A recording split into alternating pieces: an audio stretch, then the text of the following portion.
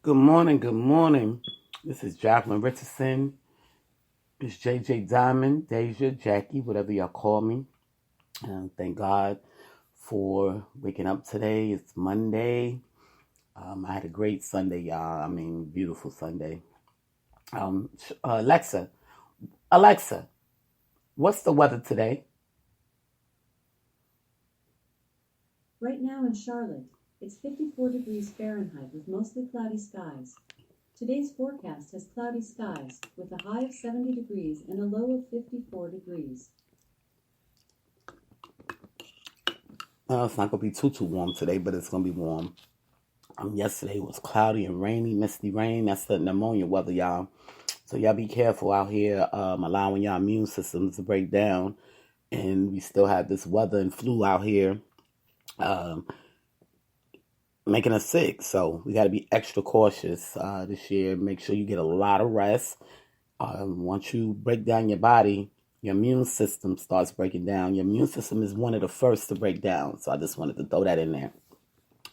Today we're going to be talking about domestic violence. North Carolina wants me to talk about domestic violence, so I'm going to talk about that. However, before I get into that, shout out to 50. I see you riding horses.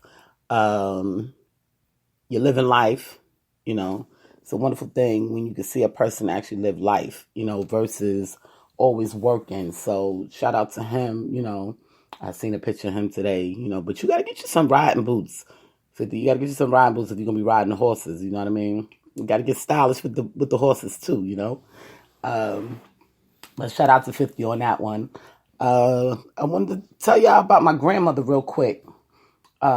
Speaking of horses, my grandma Tina, that's Armatine Rodriguez. She introduced me to horses. Okay, my grandmother used to go to the Yonkers Raceway almost every Saturday, and she would bet on the horses. And she had took me up to Bronx River. Is it Bronx River? I'm trying to remember. No, not Bronx River.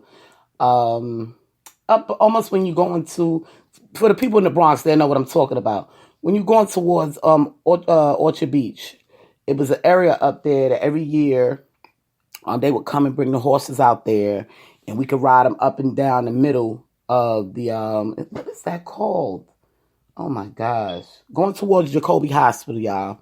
For those that's listening that's in the Bronx, y'all know where I'm talking about. Well, they used to bring the horses out, and we would go and be able to get to ride the horses up and down that middle part there. So I learned about horses right in the Bronx, y'all.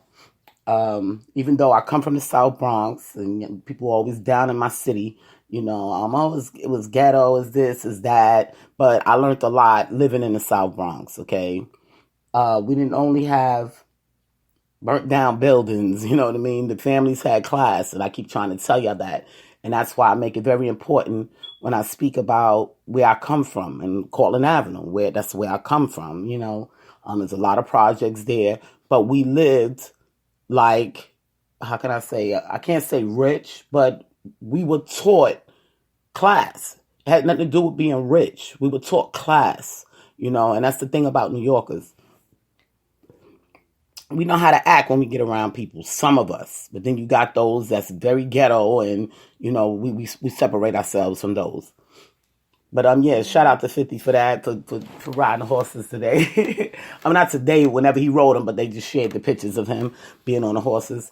We did get a chance to, because Egypt was supposed to be getting some riding lessons. However, she's still afraid, y'all. She was supposed to be getting riding lessons. Matter of fact, I just shared a photo of, not a photo, a video on Instagram. When we was out watching the horses get their exercise before they go do racing.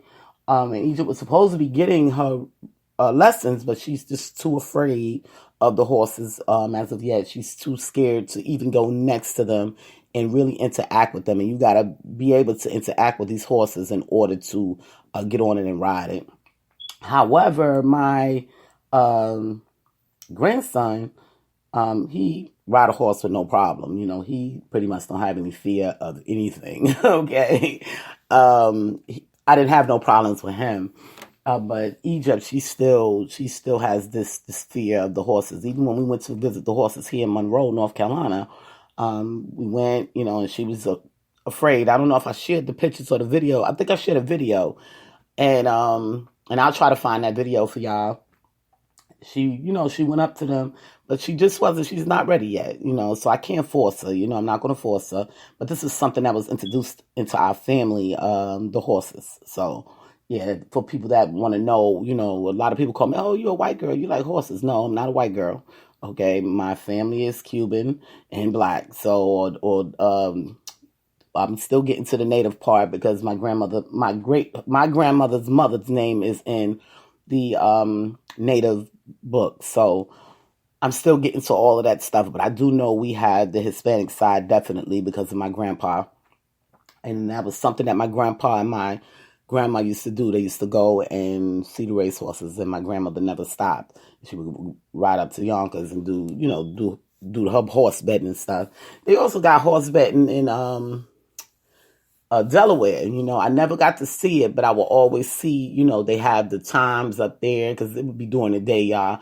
And I'd be working most of the time during the day, so I was never able to go and see. By the time I get to the Delaware Raceway, it's nighttime and everybody's just gambling. So, yeah. Anyway, just thinking back, y'all, about my family. My family had introduced me to a lot of things. And I'm blessed. I'm so blessed that they was in my life before they passed away because they gave me a lot of things mentally and physically. And I just appreciate the fact that I was able to be born and grow with them, being that they were so old. You understand what I'm saying? So it was a blessing to me. And that's like now with my grandkids, I'm so proud that they're able to be in our lives because they can learn from me what my ancestors taught me. You understand what I'm saying? And my family taught me. So it's a blessing. It's a big blessing, y'all. Okay, we're going to talk about domestic violence today. For those that don't know, I've been in several abusive relationships. And in the beginning, when you're young, you don't know how to recognize them, However, pain, pain is not a good thing. So you say to yourself, this can't be right, And I started out with domestic violence very, very young, I was 13 years old and I had met this guy. He's Hispanic, and I would always go to his house, be with his family. I used to hang out with his sister. And he wanted me to sleep with him, and y'all know what sleep with him means, have relations. And I was young. I was like, no, I'm not having no relations with you. And he got so mad with me because I wouldn't go to his room. He punched me in my face. I had a black eye. And I never expected that from him. And because he was young, we were both young. So I never expected that from him. So, of course, I stopped hanging out with his sister, stopped being around him. But his family was good people, you know what I mean? But I just couldn't go around because he was so abusive, And it started out really young. And I didn't understand it at the time, When I got home, my people asked me, what happened to me. And I just told them I had a fight. And it really wasn't no fight, because after he hit me, I just, buckled, because I was young and I didn't understand it. Like I said, like, is this something I'm supposed to do? Why is he punching me in my face? You know what I mean? So I just told myself, just to stay away. And, my family was like, you got to stay from out there. You always get in the fights. And, because I had fights in school and stuff like that. Because people used to always try to bully me. I tell y'all, I was bullied as a child, because I was very smart and always in the top classes. So, people always try to look down on me. I wasn't like the other kids. I didn't wear brand new sneakers to school on, the first day of school. I had shoes on. I wore shoes in school every day. That's how my people brought me up, shoes and a dress. That's how they brought me up. I guess that's that country in them. I don't know. But, that's who they were. I was the one with the penny loafers and the shoes with the tassels and the little heels and, That's who I was. You see some of my pictures where I got, penny loafers and stuff like that on, from back in the day. But yeah, that was my people. I didn't get into the sneaker thing until I would say when I got maybe about 16, 15, 16. That's when I started piling up the sneakers. But I was always a shoe person. And I would get into fights and have to kick off my shoes. So it's crazy, but it is what it is. But anyway, so going back to domestic violence, as years went on, I started dealing with other people, and I started realizing when relationships was going into domestic violence, and I had another boyfriend where if I even put my head up to say hello to someone that said hello to me, he wanted to fight me, and I was, by that point, I'm fighting back. You know what I mean? I'm, because the type of person that I am, I don't like being bullied and hit on. So I'm going to hit you back, and give you something too, but that's not the way, because then it gets worse because the anger builds in both people. So I had to learn that if you don't engage in it, just get away from it. You know what I mean? It'll stop. But it took some time, and I've been through, like I said, I've been through a few relationships where, it got to the point where I had to go and get weapons to protect myself. You know what I mean? And it was sad that I was taking it to that far because I didn't want to be hurt no more. You know what I mean? So with that being said, you got to recognize the red flags, and it took me a while to get to that point of recognizing the red flags. And we're going to talk about that in a few minutes. But I had an issue with my husband. We was living in Buffalo, New York. Shout out to Catholic Charities. We was living in Buffalo, New York, and me and my husband got into it, and we got to fighting, and the police came, of course. And when the police came, they told him to leave. And he said, leave. This is my house. I live here. This is my wife. I'm not leaving my house. He has that right. Okay. So they asked me, well, do you have any place to go? And I said, well, I don't know. I can make a few phone calls. Oh, I wanted to tell y'all before I get back into this. Y'all know I'm always stopping the podcast to tell y'all about something. I ran into this new yogurt, y'all. Right, it's by Yoplait. And it's so tasty. I've been eating it now for about a month now. And it's called Owie. I believe it says Owie. O-U-I. And it's in a glass jar. Y'all got to try it. It is so tasty. It's not Greek. It doesn't say it's a Greek yogurt. But it's really thick. And it's like, I just love it. And y'all know I talked to y'all about eating foods and drinking water that's been past its dates, and not only the dates, that's been exposed to too much sun or moisture because it can get bacteria in it. Well, glass cannot. And this is why they're starting to go back to putting a lot of the foods in glass, because when glass get overheated, it's going to break, so it's going to be destroyed. When plastic get overheated, it just creates more moisture, which causes bacteria. So I just wanted to throw that in there because this yogurt is tasty. Y'all, they got this, this one is okay. This is the honey, but they have one that's maple. Oh gosh, I had it one time and cannot find it. So I got to go back. I believe it's in Indian Trail. So I think I got to go back to Indian Trail and try to find my maple, Yoplait. But y'all look for these on the shelves. They are tasty. Okay. And when I say tasty, they tasty. I love them. Anyway, getting back to domestic violence. Now, I hate talking about bad things, but this is the way we help others, by talking about the bad things that went on in our lives in order for people to see ways of getting help and ways of getting out of bad situations. And this is why we talk about it. Granted, I hate talking about some of these things. I do want to go back.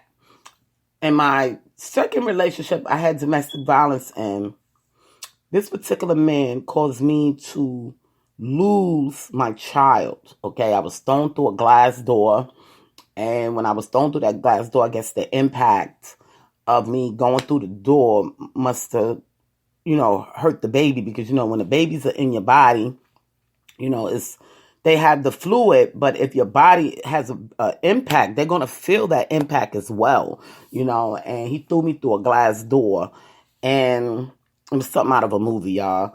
But I wound up losing my baby. I was in Harlem Hospital. Shout out to my friend Dookie. She was there with me. Her name is actually Cheryl, but we call her Dookie. Shout out to her. In Harlem, she was there with me. She went to the hospital with me to make sure that I was good. She was one of my good friends back in the day when I was young. So shout out to her.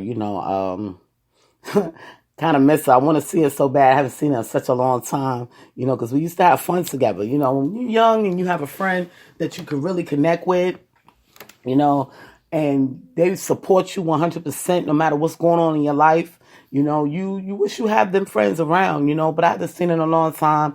And a lot of people that know her hasn't seen her for a while. So I wish, she be getting in contact, but yeah.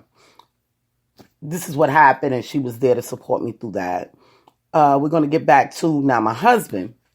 My first husband, no, this is my second husband, y'all. He had the right not to want to leave his house, you know what I mean?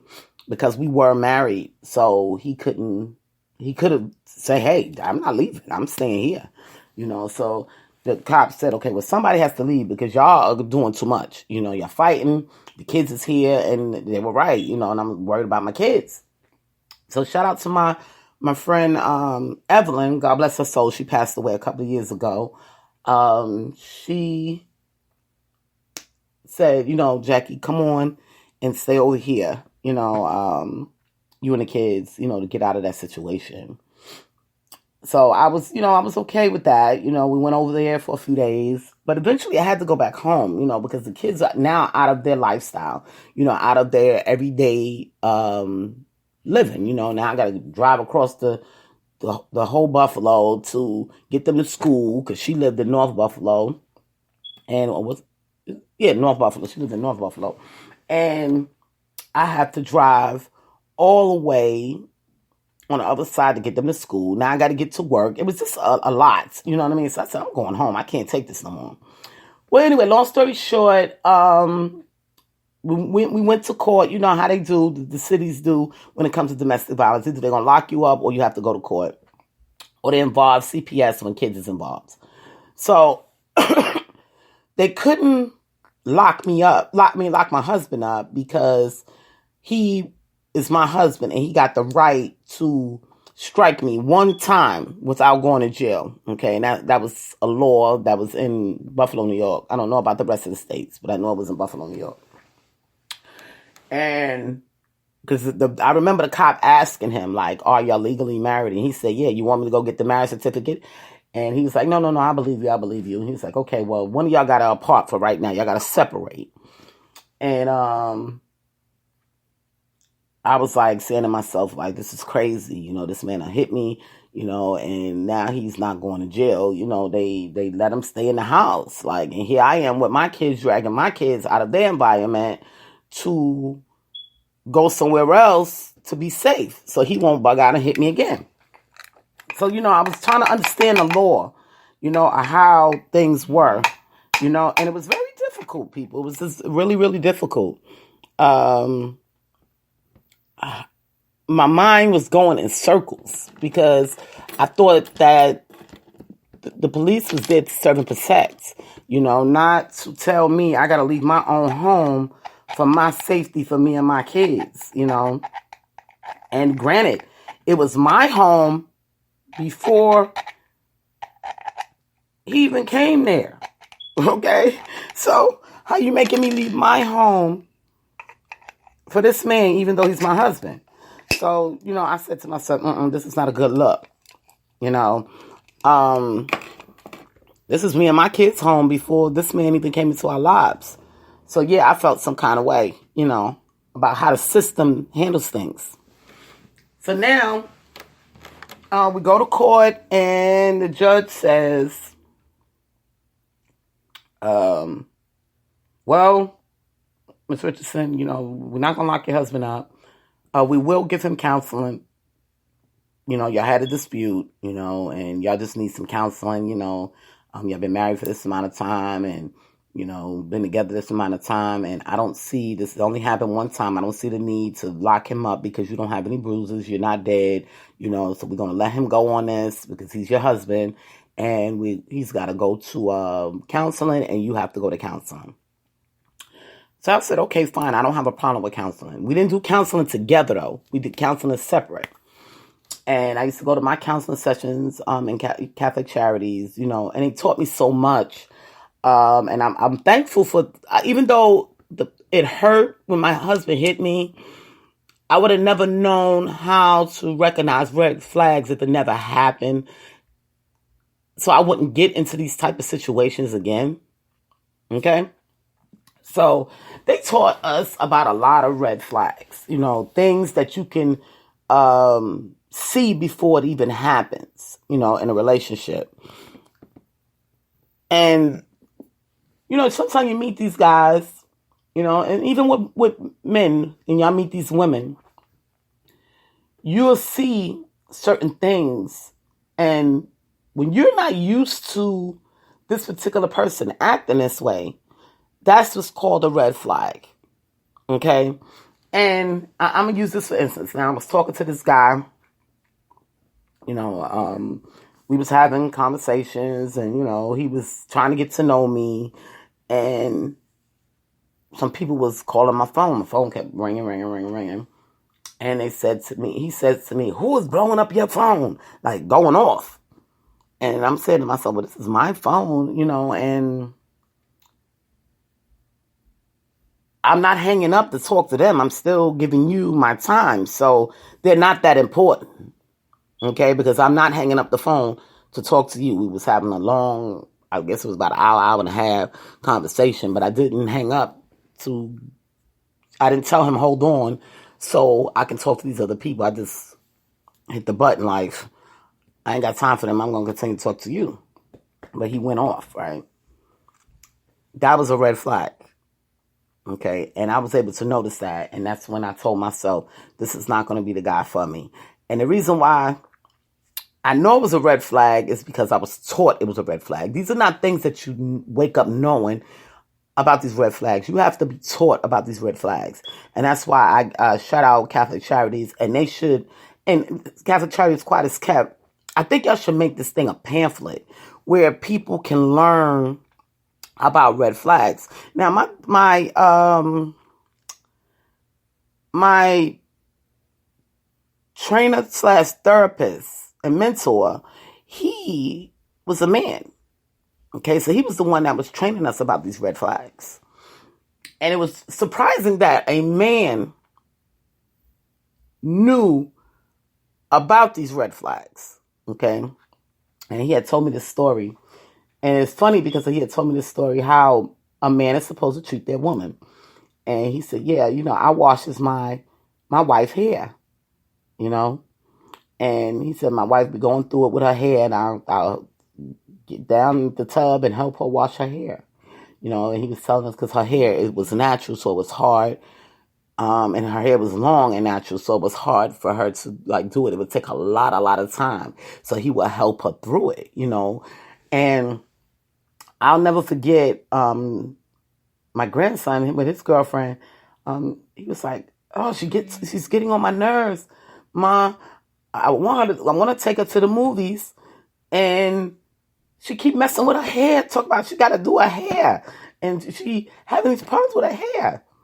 And so I'm like, he said, "But it's getting late, and we're gonna miss the movie. Why is she taking so long?" I said to him, "Well, this is what they do. This is what they do. We take a long time when we're doing our hair." And I looked at him, remembering back what this man told me. And I said, "Well, why don't you help her?" And he looked at me. He said, "I never thought about that. All right, let me go help her. Come on, let me help you." So he started helping her take out the braids. He said, "Okay, come on, let's go wash your hair." And he would help her wash her hair, And then when she was finished, and she just looked at him, she was like, "Thank you.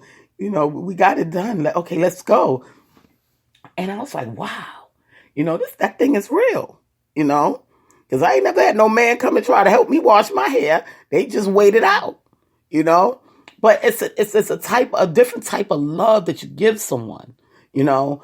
I just wanted to throw that in there because that really didn't have anything to do with the actual domestic violence, but I'm just telling you how to love, your significant other, your wife, boyfriend, girlfriend, whatever the case may be. There's ways of loving it instead of making a problem, turn it around and make it a good thing. And you never know that small little thing can turn into so much love. You would be surprised, you know what I mean? Instead of making it an issue. Going back to domestic violence with my husband, of course, he got away from scot-free. He didn't hurt me that bad. Because like I told you, I'm a fighter, so I'm going to fight back. Which can become worse than just being beat on, you know what I mean? Because then they get more angry. And those are the things that we have to watch out for, But I'm going to find a frying pan, a pot, something, because I got a grandmother. Shout out to my grandmother, Doris. She was no joke, and I had to live in that environment. And she would never let a man put his hands on her. She was a fighter as well. So, I lived in that. My first 5 years of life, I lived with my grandmother. And before she passed away, not my first 5 years, I would say my first 9 years, because she passed away when I was 9. If I'm not mistaken, yes, I was 9.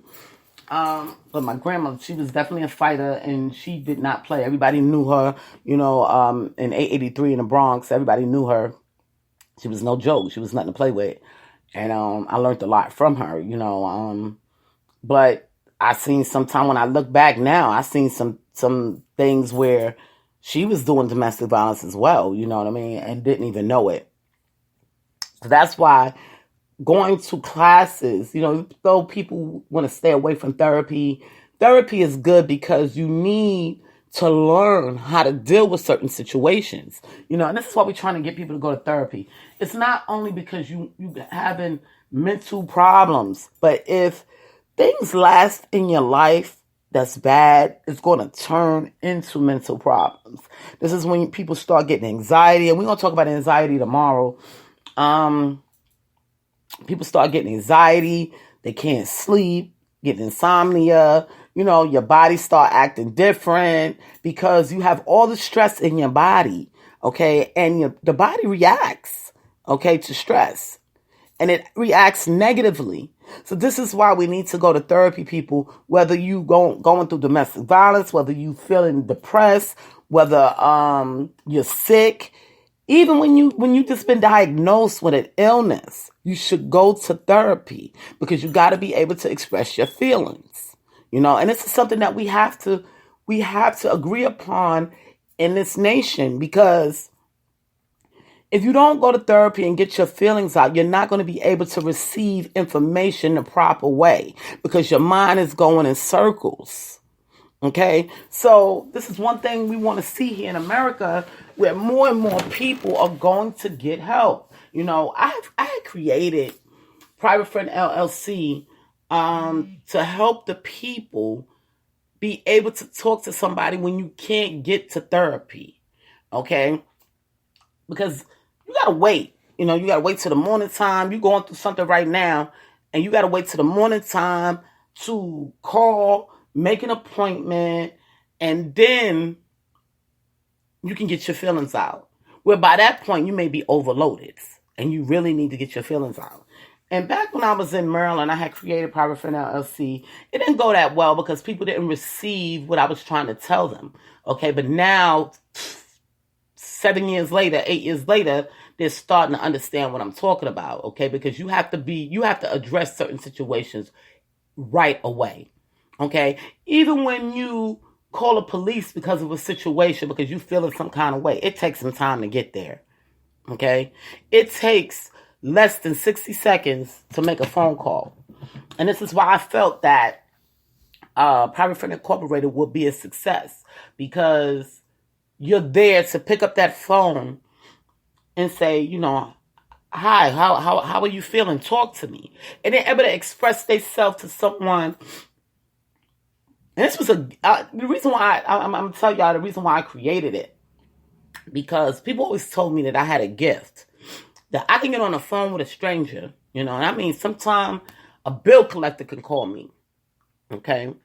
And it could be something that I say, and they supposed to be talking to me about the bill. And they wind up telling me about their life. And I'm like, well, why is they telling me about their life? But you ain't gonna worry about it, And by the time they end that call, they're saying, oh, I appreciate you so much. I appreciate you. You are a wonderful person. Oh, was I able to help you? I know we were supposed to be talking about the bill, but you helped me out because I feel a lot better, And, they don't want to, how can I say, they don't want to overstep their boundaries by saying, well, let me get your number so I can call you again, So once they hang up that phone, they lose me, And it's the same way like when I'm in the street. I'll use this for instance. I could be out in the street and I could say one thing to a person about, say, some chicken. We in the supermarket when we talk about some chicken. And that chicken, from talking about that chicken, it could turn into a whole life event that somebody's going through. You know what I mean? And I never understood why people always confide in me, just by looking at me, by hearing my voice, they can confide in me. And that's not natural, So I always looked at it as being a gift that God had given me, to that people know that they can talk to me and they're going to get good vibes from whatever I've given them,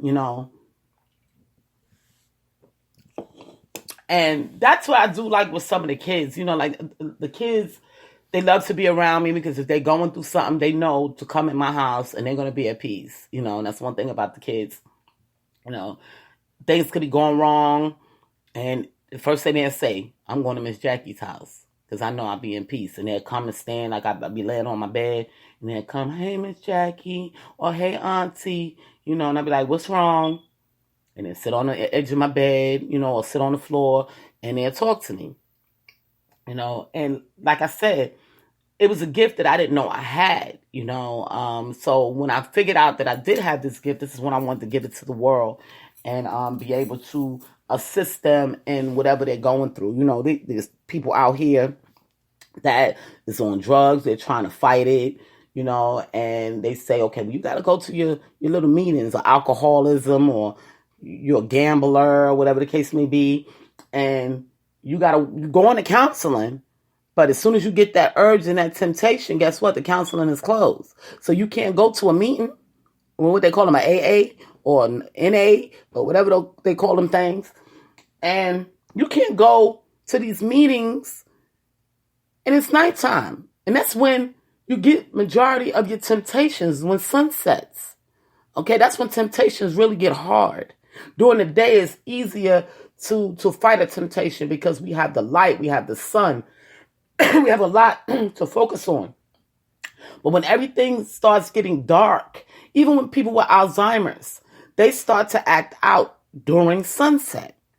Okay, so this is when you have people breaking down most of the time. This is why when I created Private Friend LLC, I did it for nighttime so people have a way out during whatever they're going through. Okay? People be trying to kill themselves at night because they're alone. People are stressed out about just their lives, period, and just feel like they have nothing to live for, and that's when it attacks them the most. But if they were able to get up and say, you know what, I'm calling Private Friend LLC. Hi, Private Friend LLC. This is Gregory, and I need to talk,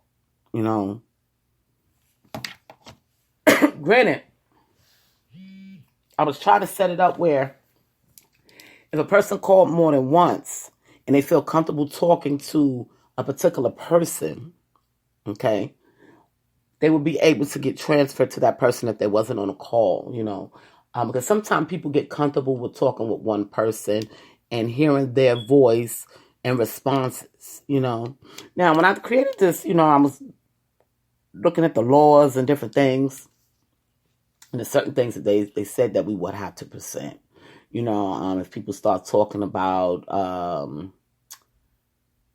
if they start talking about like killing themselves, we have to report it, And if, of course, if they seem irate, because a person can have suicidal thoughts, but that don't mean they're going to take action. Okay. But that's when they have to be referred to an actual therapist and counselor, and I was told, with this business, this is what we would have to do. I would have had to refer this person to a counselor, and they must take action as soon as possible. So it was a lot of red tape with this business. It wasn't something that I just woke up in the morning and said, I'm going to make this business. I had to, like I said, watch the laws. I had to put certain things together for the call center. It was going to be the new big thing for the millennium to help the people survive, and especially like right now, we're going through COVID. If Private Friend Incorporated was up and running, things would have been a whole lot better with this COVID, because then you would have had the back end being able to talk to the people while they're stressing out about everyday life. I can't get to work, my bills. They don't know stuff, certain things. So this is where we could have been there to give them that information. And that's what therapy does. You go to therapy and they will listen to your story and say, oh, is that all the problem is? Oh, well, I can give you a referral to go over here. Go handle that and you'll be okay. And it was simple. That's some stories, okay? Where people, because if people never lived, this is the thing, people. And I know this podcast is supposed to be about domestic violence, but this is the other thing. When you're going through domestic violence, you're able to call someone up and supposedly get help, okay? And you can. They do the same thing. They answer the phone. They said, what's going on? Do you need the police there? No, but I just want to talk about this. I don't want to do it, this type of way. I just want to get myself together and figure out how I'm going to get out of this situation. And then they give you these numbers of places that say they're going to help you. And then you don't get the help. So then what's your next step? Okay? You get to the point where you just say, forget it. Okay? And you can't do that because now you're conflicting pain on yourself and your family. Where they don't give you a call back to see if you was placed. They don't make the calls to see if you was placed. They just there just to hear you out. Who created that? Who does that? Okay, where Private Friend LLC was going to make sure that that person was safe. Okay, if they're not safe at that moment because the whoever is beating on them or whatever the case may be, make sure the police gets called and get there. If they needed to be placed somewhere, make sure that they do return calls to make sure that that person got to that destination, okay, and got to that destination safe. Working to make sure that that person got placed, even if they have to place them out of states, okay?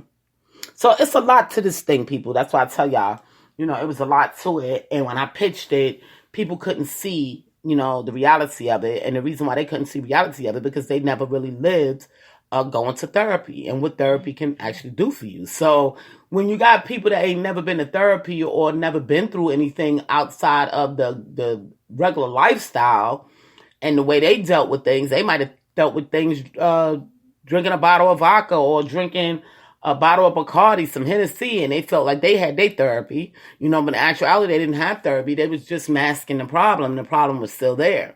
But then you would see them bug out one time, and you said, well, why are you bugging out like this?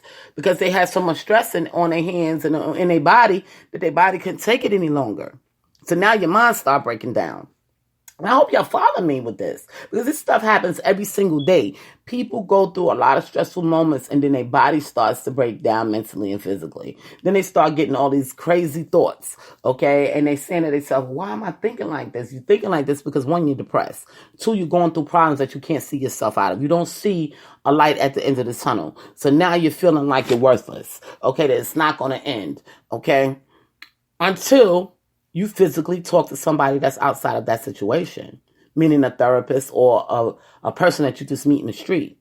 When people come in front of me and they start talking about their lives, I just listen. I don't sound like, look, I gotta go. I'm like, God, help me through this because I'm about to be late, but they talking, and I'm gonna just let them keep on talking. Matter of fact, yesterday, I met a girl, and I was just asking about the community, where we was located, and she gave me a whole story about her life, and she's a single mom, and blah, blah, blah. And then throughout her talking to me, and she was saying, I really can't afford this place because, I'm a single mom, blah, blah, blah, and da-da-da-da, she's going on. And then she looked at me. And then she already knew the answer. But she just needed to talk to somebody about it. She couldn't figure it out at that moment until she started talking to me, And when she said the answer, and I just looked at her, I said, yep, and she was like, she smiled, and I was like, okay, I gotta go. I saw that she was done. She was happy because she figured it out. Now she don't have to move, okay? Because she was trying to figure out how she was going to manage with her baby. She was just getting a divorce, and she's like, how am I supposed to manage? And just by her talking to me, she figured it out. I didn't even say anything. Okay? She figured it out. You see how simple things can really be when you talk to a stranger. And I was in the right place at the right time for her. God placed me in the right place at the right time for her to ensure her that she's going to be okay. And she can make it through it. So this is the way it works, people. You have to talk about the situations. And granted, you don't want to talk about them with your nosy girlfriend that's going to go tell the block. You don't want to talk about it with your family member that's going to go tell the whole family and everybody's looking at you on Thanksgiving. You want to talk to a stranger. You want to talk to a company or a therapist that is going to be there, understand what you're saying, try to give you insight on what's going on, and take you down the road that you feel that is best for you, and especially with domestic violence, because people get hurt, people get killed. I've had friends that's been hurt really, really bad, and I've been hurt really, really bad. I lost my baby behind being in a abusive relationship, okay? Real quick before I end this podcast, mental abuse. This is the other thing. Learn the red flags with mental abuse, people.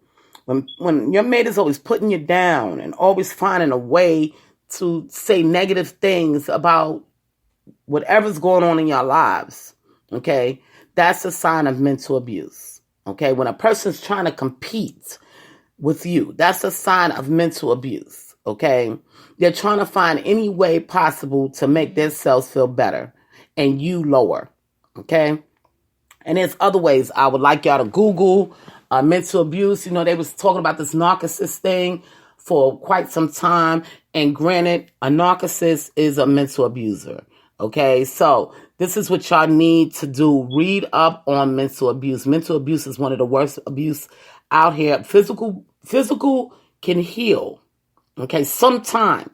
Okay, but mental abuse sometimes doesn't heal. It scars the mind, body, and soul. So until you get rid of that mental abuse and seek therapy and be able to talk about it, you're going to carry that load on your back. Okay, and you'll start seeing some women, they could be the most beautiful women, and then they can turn into a beast, and you're looking at them like, well, what happened to you? Why? Because they're being mentally abused, okay? So, yeah, y'all do some research on that mental abuse. Google has the greatest mental abuse section that I've pulled up and read on, and I need y'all to do the same so y'all can understand when you're going through mental abuse. Mental abuse can happen in the workplace. It can happen because they can't fight with you and they can't tell you how they really feel about you, so they'll find other ways to give you mental abuse. Okay, so y'all make sure y'all go and check it out. So if you're going through mental abuse on your job or on at home, you can handle that thing real fast. This is Jacqueline Richardson, Miss JJ Diamond, Jackie, Deja, whatever y'all call me. I love y'all, and I will talk to y'all tomorrow. Have a good one.